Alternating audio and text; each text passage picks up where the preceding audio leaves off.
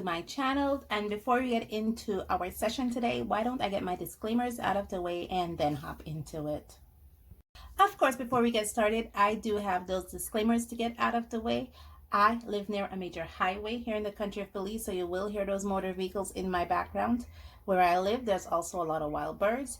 You will hear them calling, chirping, and crying in the background.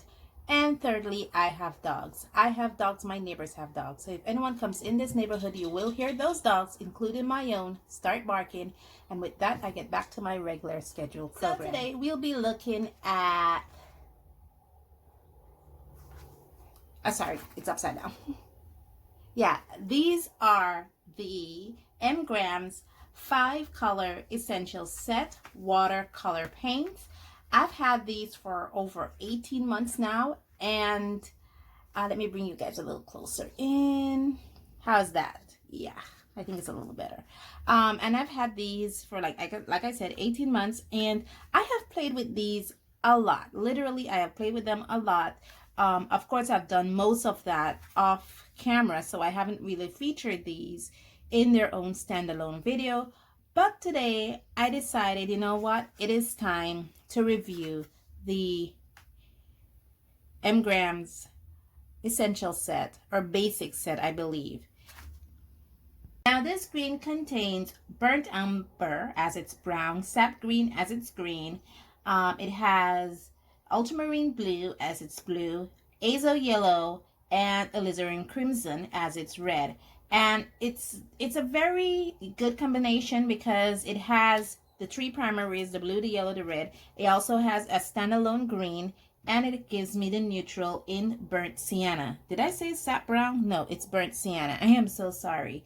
And that's good. And it's very hefty tubes because these tubes are actually measured 15 mLs. So you do get quite a lot of paint in this basic set. What I have done is that I've put it in my little Altoid tins small here,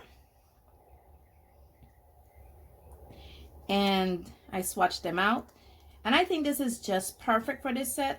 Underneath my my colors, underneath this I have little magnets to hold these in place so they don't move anywhere. M Graham is a artist quality watercolor paint made with natural blackberry honey. So basically these are honey based. I know some other watercolor paints are glycerin based as its main liquidizing strength, but these are honey based. It stays moist, alive with strength and intensity, and I've already gone over these basic colors. Now these colors granulates, gradiate, they have great color intensity, they can lift, they don't dry chalky, they have great rewettability, they are light fast, and they dry adequately in the pan. So you can put these in little pans like I've done, and you don't have to think that they will dry chalky, okay? It does comes with its pigment information. So for instance, this azo yellow here is definitely, I don't know what azo yellow is. I know it's a PY, but exactly the number PY 151. And it does give you the light fast information right here. It has a light fast level of 1, meaning it has high light fastness. But enough about these paints. I know you guys are really here to see what these paints can do, so let me show you. So here I have my Get to Know Your OC prompt book or sketchbook, and I basically have to featured September, and one of the last part of this Get to Know Your OC prompt challenge was to feature your OC in a short comic or storyboard using her. And so I produced this short comic. I think I've went through this before. I hope I put up the video where I feature this before I feature these paints, but it is short. It's a short comic feature in September, and I decided, because I've been using exclusively, almost exclusively in this, the Paul Rubens watercolor half pan set. There is a session where I did a review of the Sergeant Art watercolor crayons where I featured it here. but almost exclusively I've used the Paul Grumman's watercolor set. And so I decided to color the last page of this prompt challenge here with the M Graham, and that's what I'll be doing today. Hopefully I could stay true to the color matching, because I know now what September's skin tone is like, because she is a dark skinned girl. I know her hair color, her eyes color, and I also know her clothing, but because there's no eyes, I don't have to worry about that too much. Thank you, Lord. But I do have to make black, gray, and a dark blue. So let's see how we do that. I'll have to use a lot of color mixing here, guys.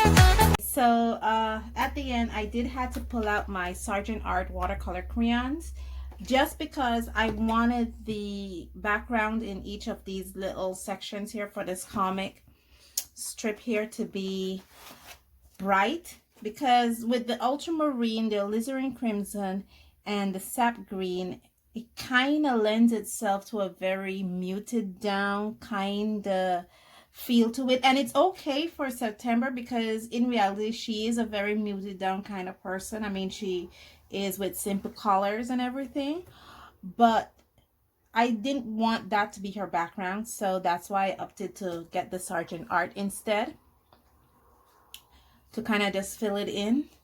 And the other issue here was the swatch. As you can see, I was able to get I very rarely use the pure color. Like, for instance, this is the pure alizarin azo yellow, sorry.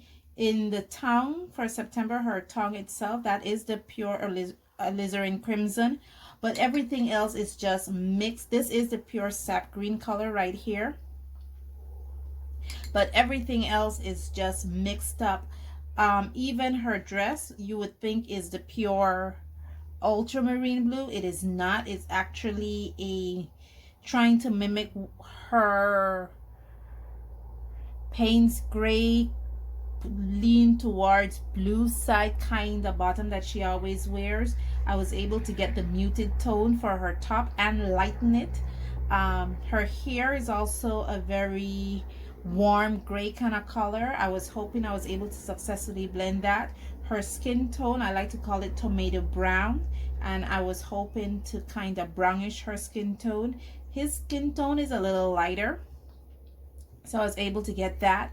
So as you can see, it is just a mixtures of grays and browns, and I was able to achieve that with this set. I'm hoping that you guys were able to see some of that color mixing in the video, which I did, to see how I mix those colors, because that's what this palette actually encourages you to do, color mixing. That's why it's limited, and these 5 colors here is literally all the colors you need. I mean, hey, I got this, which is a very tan skin tone here. I got a dark skin tone. I was able to get the kind of grays I needed. So yeah, this is really all you need to start. I think it's a great set for persons who want to go into watercolor, who can afford this. I won't call it relatively expensive, but it is relatively pricey. As you can see, my pans are almost full, and I barely use them, just for the fact that these are one of the few professional grade watercolor sets that I have.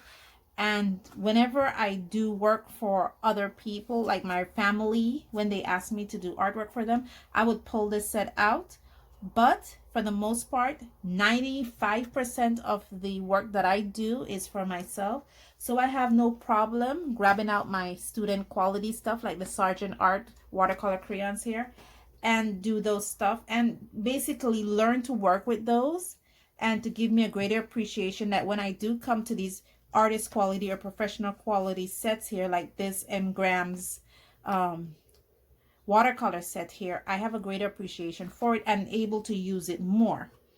It also helps that the surface that I'm working with is 100% cotton. This is the Fluid 100, 140 pounds or 300 GSM paper weight, 100% cotton paper. So you're able to see that beauty and the vitality of the colors that I'm using. But all in all, guys, I would recommend it. If you're able to get it, go out and get it, and use it with the best paper you have. All in all, thank you guys so much for joining me on this journey. And as always, stay safe, stay blessed, and I'll see you in the next one. Bye.